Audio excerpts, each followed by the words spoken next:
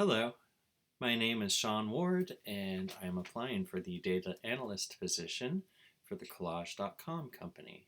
I'm very excited about this position and about the company, and I'm grateful for a chance to interview today. All right, so question number one, tell me about yourself. All right, so I am aspiring to be a data analyst, and my background is in multifaceted retail management and sales. I have almost 20 years of experience in a variety of retail settings. And I would say that the common thread between every job that I've had is a sort of problem solving that's based on an understanding of sales figures. And so I've managed a number of different types of stores, including outlets such as Goodwill and a small Clark's shoe outlet, which had very high traffic and high volume. And I worked at Macy's in the men's suit department, which was commission against draw. So I would constantly be adding up how much commission I was going to be making week by week. And I also worked for Macy's as a jewelry team lead.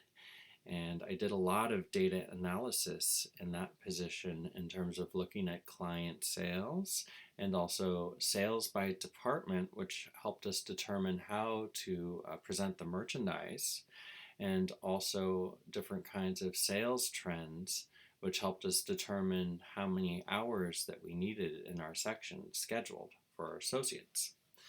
So, anyways, I've always loved statistics. When I was a teenager, I used to make little spreadsheets based on music and based on sports.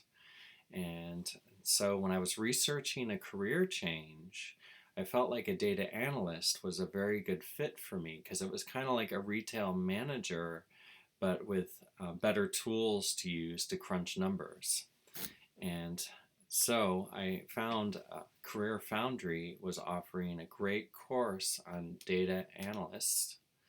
And so I jumped at the opportunity to take that course and to move on to a new exciting career. And I feel like Collage.com is exactly the type of company that I want to work for. It has that perfect kind of employee centric attitude and also a very positive culture that I'm looking for in a job that everyone's opinion matters in this company. And I think that's a great way to work. So, number two, what are your strengths? So I consider myself to be a very flexible and adaptable worker in terms of changes. Like with Goodwill Industries, I was actually transferred to 7 different locations because of my ability to drive sales and to boost the morale of the employees. So they knew that I was a flexible person and that I was willing to do whatever it takes. And I've worked with dozens of different kinds of managers, and I work well with all of them. And also, in terms of flexibility, the Macy's Jewelry Business Manager actually sought me out for the jewelry team lead position, even with the holidays coming up, it being a very challenging time, and also that I didn't know anything about jewelry. Despite this, she had heard about my team building and my outstanding customer service and also my attention to detail, and she sought me out. And so flexibility, I feel like, helps as a data analyst because instead of going into a data set with preconceived notions about what solutions you're going to find, you can go into studying a data set and the kind of work and kind of go where the data goes, see what kind of revelations you can come up with in terms of where the data takes you. And also, I would say one last strength is that I work very well with lots of different departments. I'm very used to working that way, and I feel like with this position asks a lot about in terms of working with different departments' data, like operations and marketing. And I feel like I can understand different perspectives of the different roles in a company, and I work well as a team with all of them. Okay, so what do I need to improve on in terms of weaknesses? I would say, number one, asking for help in terms of when my workload is overwhelming.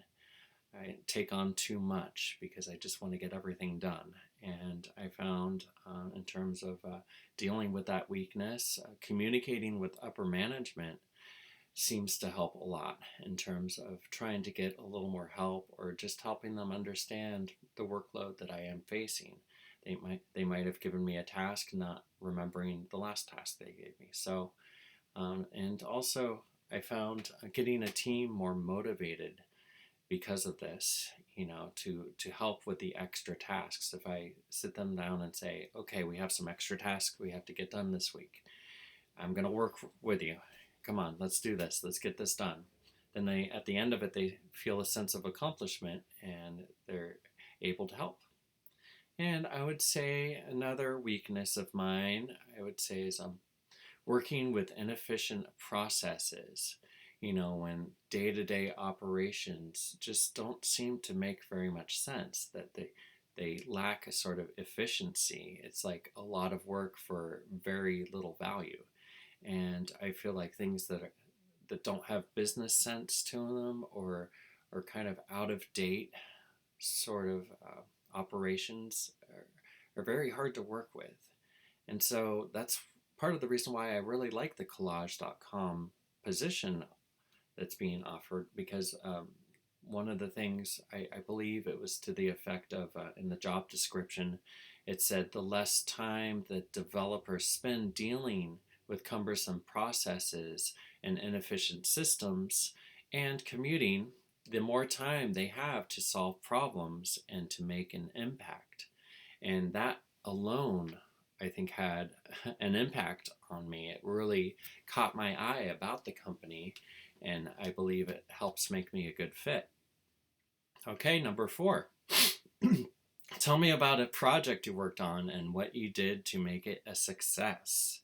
So, when I was working as a jewelry team lead at Macy's, we had a big event coming up, the Effie Jewelry Trunk Show.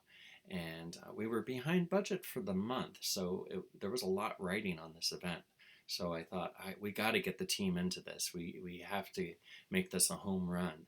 So I went into the client system and I looked up every trunk show sale the past few years and every Effie jewelry sale. And we contacted those customers by postcard or by phone call or text. And we managed to get a lot of appointments for this show. And I did a lot of training in terms of how to fit it into a conversation naturally, for the employees to be able to talk about it with customers and get them excited about the show.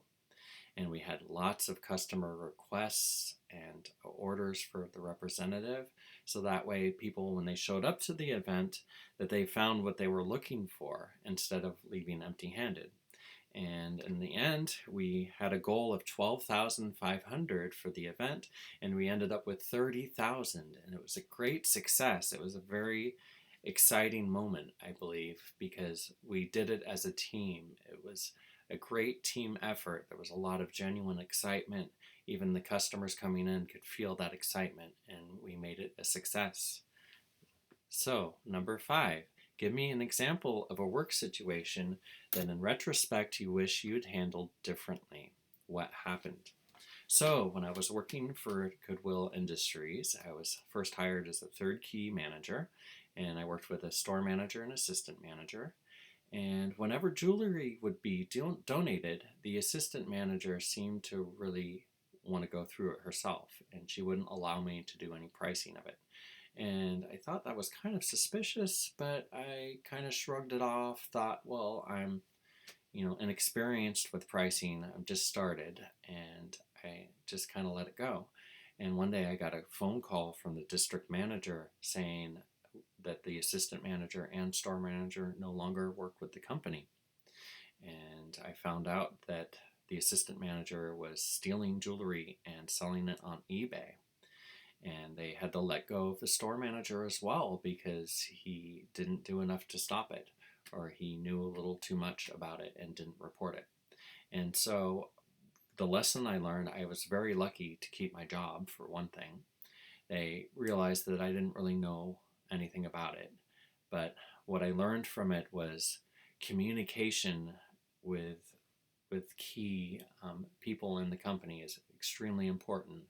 From that moment on, I had a good relationship with loss prevention, and anytime I had suspicions, I definitely contacted them, and also to be on the lookout, to really be aware of your surroundings. Don't just kind of roll along with your work. You really should be aware of things. And so, anyways, to the next part. Next question, what are your salary expectations? Now, based on my research, I would say, since I am kind of beginning with data analysis, I would say 45K to 55K is a fair price, and I can negotiate with it based on benefits and bonuses. And I believe that with my skills that I've learned with SQL databases and with Python and with Excel spreadsheets and my willingness to learn quickly, I could be a very valuable part of the team, using the experiences that I've had already with working with different departments well and adapting to changes. And I believe that that would be a fair price. So, number 7, do you have any questions for us? Now, the first question I would have is, if I land this role, what can I do to be prepared for day one? What kinds of tasks? I want to be able to walk in on my first day and be ready to go, ready to get things done, ready to slide right into the position. So I'm just wondering what the best way to prepare is. And also, I would say, question number 2, what would a typical day look like for me as a data analyst of a remote company? Like, how do you keep connections between all of the departments? How does the remote thing work? I've never worked remotely, and I'm just very curious about that. And also, my final question, I would say, what kinds of opportunities for advancement or professional development are there with this position? I'd be very interested not only in moving forward and moving up, but also just staying with Collage.com. I really like the mission that Collage.com has, and I believe that I would like to advance within the company. So I would like to look forward and be able to play more of a role in the company, in the decision making, and I see a future with this company. So I want to thank you again for the opportunity for the interview. It was great to meet you, and I look forward to the next step. Thank you so much for your time. Goodbye.